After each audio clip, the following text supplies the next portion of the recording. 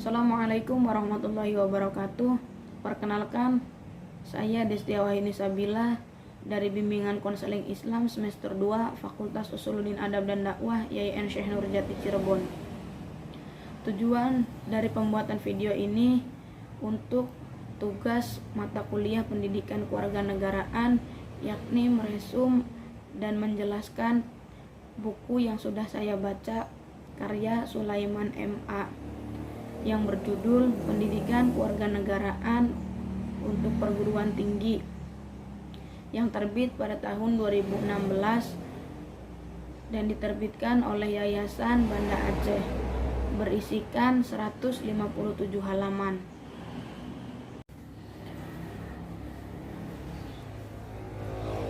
Pembahasan yang pertama adalah Pancasila sebagai dasar negara. Pancasila adalah dasar negara dan falsafah bangsa yang telah diterima oleh masyarakat Indonesia. Dalam hal ini, Pancasila dipergunakan sebagai dasar untuk mengatur pemerintahan negara. Pancasila sebagai dasar falsafah negara mengandung makna bahwa nilai-nilai yang terkandung dalam Pancasila menjadi dasar pedoman terhadap penyelenggaraan sistem negara Indonesia. Pancasila menjadi sumber dasar segala hukum yang mengatur tata tertib hukum negara. Adapun urutan peraturan perundang-undangan Republik Indonesia sebagai berikut. Yang pertama adalah Undang-Undang Dasar 1945. Yang kedua adalah Ketetapan MPR Republik Indonesia. Yang ketiga adalah Undang-Undang. Yang keempat adalah Peraturan Pemerintahan Pengganti Undang-Undang. Yang kelima adalah Peraturan Pemerintah. Yang keenam adalah Keputusan Presiden. Dan yang ketujuh adalah Peraturan Daerah. Selanjutnya adalah usaha tercepat kemerdekaan Indonesia. Maka dengan itu dibentuklah Badan Penyidik yang dibentuk pada tanggal 29 April 1945 dengan diketuai oleh Dr. Rajiman Widodiningrat dan ketua muda oleh Iti Bangase Yosio, oleh R.P. Suroso, dan beranggotakan 66 orang. Pancasila sebagai ideologi terbuka. Ideologi terbuka adalah ideologi yang dapat berinteraksi dengan ideologi lainnya, atau bisa diartikan Pancasila dapat mengikuti perkembangan yang terjadi pada negara lain. Ideologi sendiri memiliki fungsi penting terhadap simbol dalam suatu masyarakat bangsa dan negeri, sehingga atas dasar kesamaan ideologi suatu bangsa bekerja sama untuk mencapai cita-citanya.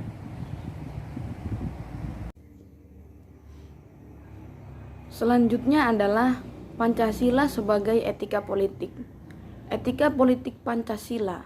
Paham Pancasila sendiri selain sebagai ideologi, pandangan hidup dan kebudayaan bangsa-bangsa adalah sebagai kristalisasi nilai-nilai standar etika serta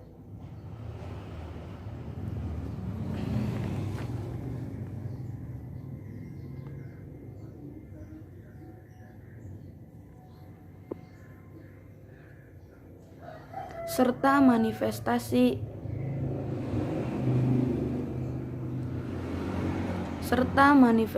norma-norma.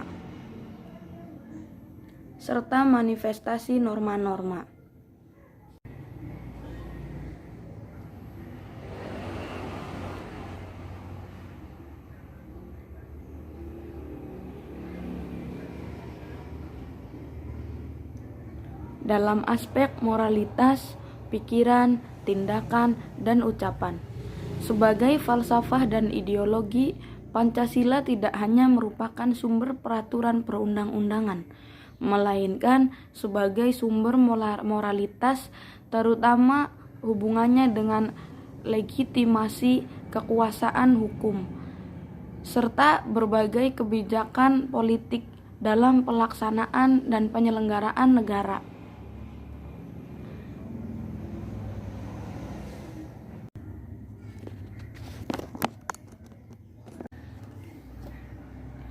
Pembahasan selanjutnya adalah tentang identitas nasional.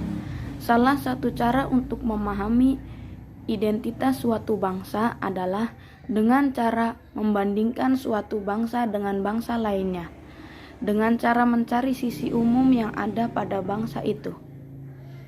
Identitas nasional Indonesia sendiri terdiri dari satu, bahasa nasional, yakni bahasa persatuan, yakni bahasa Indonesia.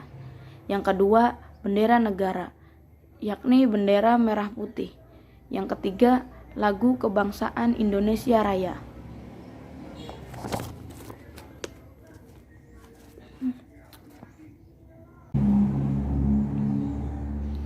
Yang keempat, lambang negara, yakni Garuda Pancasila. Yang kelima, semboyan negara, yakni Bhinneka Tunggal Ika. Yang keenam, dasar falsafah negara, yakni Pancasila. Yang ketujuh, konstitusi hukum dasar, yakni Undang-Undang 1945. Dan yang kedelapan adalah bentuk negara kesatuan Republik Indonesia yang berkedaulatan rakyat. Rakyat negara adalah kesatuan.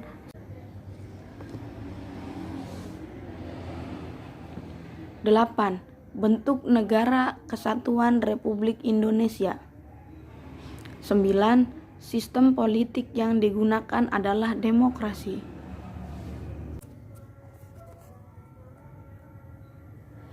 Pembahasan selanjutnya adalah hak dan kewajiban warga negara terhadap negara. Oleh Kaelan tahun 2007 mendefinisikan bahwa warga negara adalah rakyat yang menetap di suatu wilayah dan rakyat tertentu dalam hubungannya dengan negara. Warga negara memiliki kewajiban-kewajiban terhadap negara, dan negara juga mendapatkan hak-hak yang diberikan oleh warga negara. Selanjutnya, untuk memperjelas tentang hak dan kewajiban negara terhadap warga negaranya, saya akan mencoba menjelaskan tentang hak warga negara terhadap negara. Yang pertama adalah hak kesamaan di hadapan hukum dan pemerintah, tercantum dalam pasal 27 ayat 1. Yang kedua adalah hak atas pekerjaan dan penghidupan yang layak bagi kemanusiaan, yang tercantum dalam pasal 27 ayat 2. Yang ketiga adalah hak berpendapat atau kemerdekaan berserikat dan berkumpul yang tercantum dalam pasal 28 Undang-Undang Dasar 1945. Kemudian yang keempat, hak kemerdekaan dalam memilih agama, tercantum dalam pasal 29 ayat 1 dan ayat 2 Undang-Undang Dasar 1945.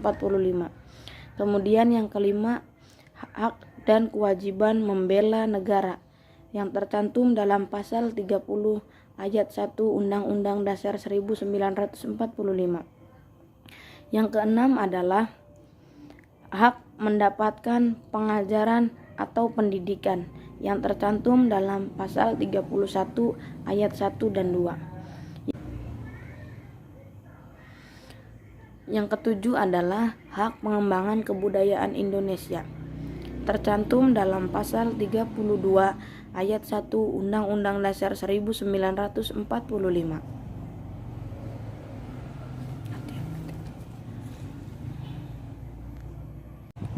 Yang kedelapan adalah hak atas kesejahteraan sosial yang terkandung dalam pasal 3 ayat 1 dan 2. Yang kesembilan adalah hak untuk mendapatkan keadilan sosial yang terkandung dalam pasal 34 Undang-Undang Dasar 1945. Kemudian adalah kewajiban warga negara terhadap negara. Yang pertama adalah kewajiban menaati hukum dan pemerintah. Yang kedua adalah kewajiban membela negara. Yang ketiga adalah kewajiban menghormati hak asasi orang lain.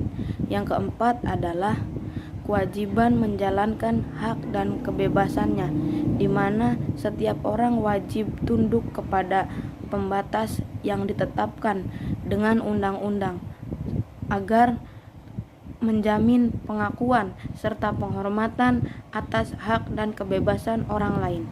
Kemudian yang kelima adalah kewajiban usaha, pertahanan, dan keamanan negara.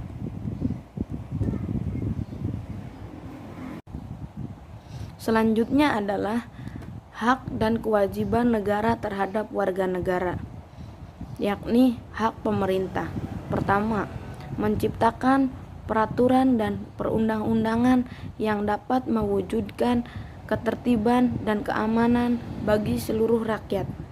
Yang kedua adalah melakukan monopoli terhadap sumber daya yang menguasai hajat hidup orang banyak. Selanjutnya adalah ada kewajiban pemerintah. Yang pertama adalah wajib melindungi segenap bangsa Indonesia dan seluruh tumpah darah Indonesia. Yang kedua adalah memajukan kesejahteraan umum. Yang ketiga adalah mencerdaskan kehidupan bangsa. Dan yang keempat adalah ikut melaksanakan ketertiban dunia berdasarkan perdamaian abadi dan keadilan sosial. Pesan selanjutnya adalah politik dan strategi nasional. Penyusunan politik dan strategi politik nasional dapat dilihat dari sisi tingkatan-tingkatannya, yaitu suprastruktur politik dan infrastruktur.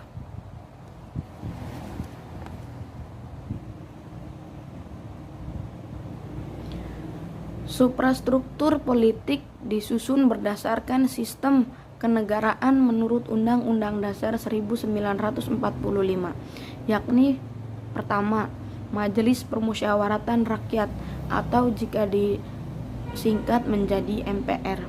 Yang kedua adalah Presiden dan Wakil Presiden.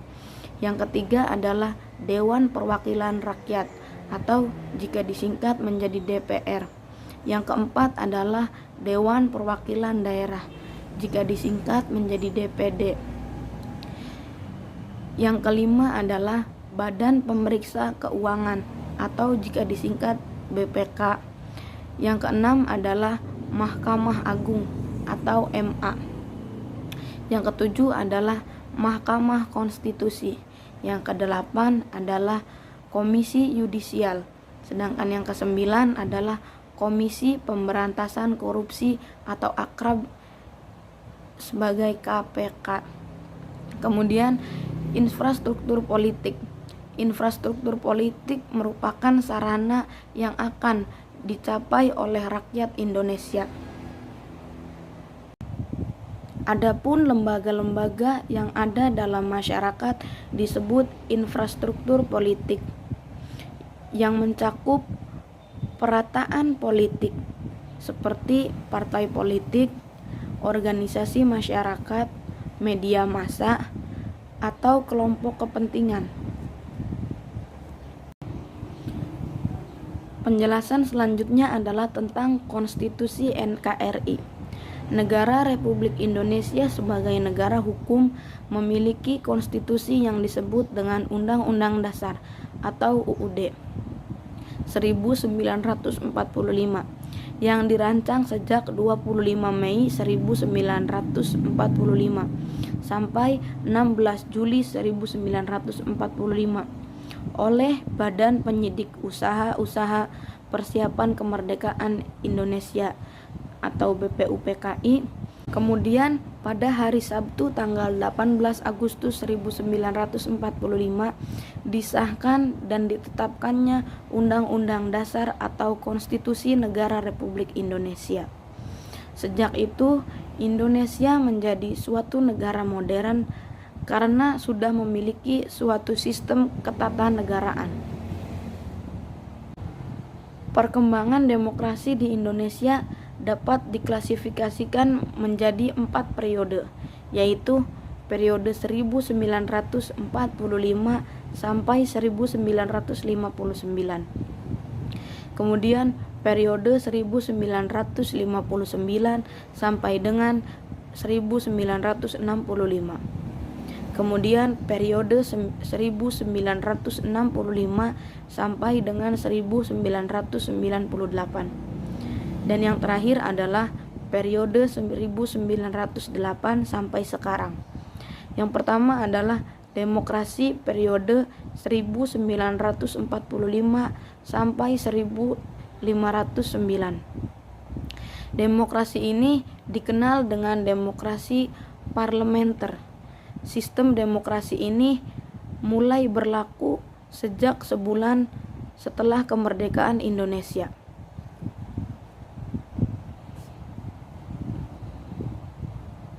Yang kedua adalah demokrasi periode 1959 sampai dengan 1965. Demokrasi periode ini disebut juga sebagai demokrasi terpimpin.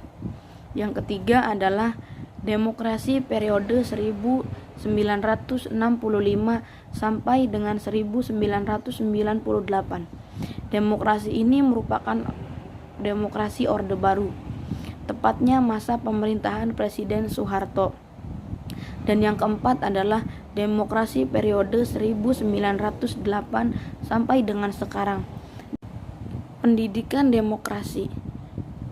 Menurut Udin dalam Winarno 2014 menjelaskan pendidikan demokrasi adalah upaya sistematis yang dilakukan oleh negara dan masyarakat untuk memfasilitasi individu warga negaranya agar dapat memahami, menghayati, dan mengamalkan konsep, prinsip, dan nilai-nilai demokrasi sesuai dengan status dan peranannya di masyarakat. Pembahasan selanjutnya adalah negara hukum dan HAM. Hakikat negara hukum yakni suatu doktrin hukum yang mulai muncul abad ke-19 bersamaan dengan lahirnya negara konstitusi dan demokrasi. Lahir sejalan dengan tumbuh suburnya demokrasi. Menurut salah satu ahli hukum Eropa, ciri-ciri negara hukum yakni 1. Hak asasi manusia. Yang kedua adalah pemisahan atau pembagian kekuasaan untuk menjamin hak asasi manusia yang dikenal sebagai trias politika. Yang ketiga adalah pemerintahan berdasarkan hukum. Yang keempat adalah peradilan administrasi dalam perselisihan. Secara yuridis, landasan dasar bahwa Indonesia adalah negara hukum dapat ditemukan dan termaktub secara jelas pada pasal 1 ayat 3 Undang-Undang Dasar 1945. Hakikat negara Indonesia sebagai negara hukum tercantum dalam pembukaan Undang-Undang Dasar 1945 yang menggambarkan tentang tujuan bernegara dan HAM atau hak asasi manusia. Selanjutnya, hak asasi manusia dapat dikelompokkan menjadi 6, yakni hak asasi pribadi, hak asasi politik, hak asasi hukum, hak asasi ekonomi, hak asasi peradilan, dan hak asasi sosial budaya. Oleh Erna 2012 menjelaskan, negara memiliki tanggung jawab di dalam melindungi, penghormatan, dan memenuhi hak asasi warga negaranya. Pengakuan terhadap hak asasi manusia tercantum dalam pembukaan Undang-Undang Dasar 1945 alinea pertama, pembukaan Undang-Undang Dasar 1945 alinea 4, dan ketetapan MPR.